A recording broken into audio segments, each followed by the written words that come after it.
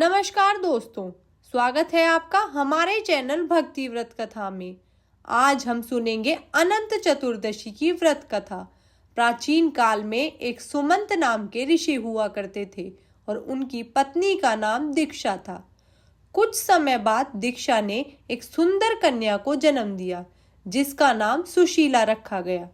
लेकिन जल्द ही सुशीला की मां का देहांत हो गया। अब ऋषि ने अपने बच्चे की देखभाल को लेकर चिंतित होकर दूसरी शादी करने का निर्णय लिया।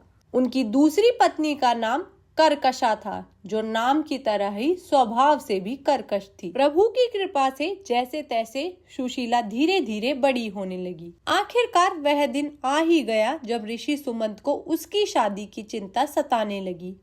कई प्रयासों के बाद सुशीला का विवाह कौंडिन्य ऋषि से संपन्न हुआ, लेकिन विवाह के बावजूद सुशीला को दरिद्रता का सामना करना पड़ा। उन्हें जंगलों में भटकना पड़ा। एक दिन उन्होंने देखा कि कुछ लोग अनंत भगवान की पूजा कर रहे हैं और हाथ में अनंत रक्षा सूत्र बांध रहे हैं। सुशीला ने उन लोगों से अनंत भगवान के व्रत का महत्व समझकर पूजा की विधि पूछी और उसका ध्यान पूर्वक पालन किया।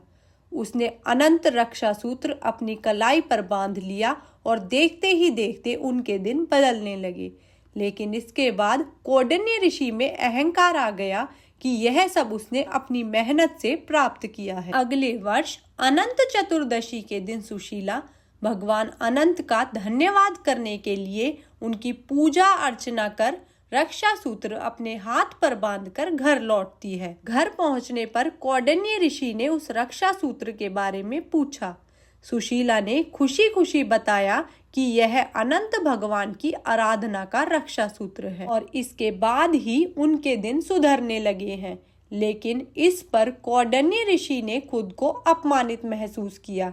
उन्होंने कहा कि यह सब उनकी मेहनत का फल है, ना कि इस रक्षा सूत्र का। उन्होंने सुशीला से वह धागा उतरवा लिया।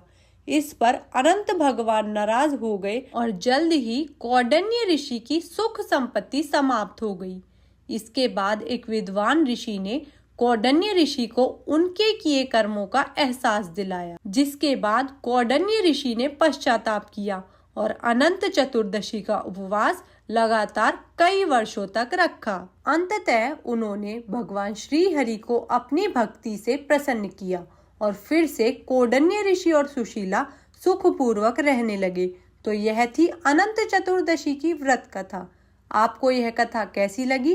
कृपया कमेंट करके बताएं और साथ ही हमारे चैनल भक्ति व्रत कथा को सब्सक्राइब करना ना भूलें। धन्यवाद। आपका दिन मंगलमय।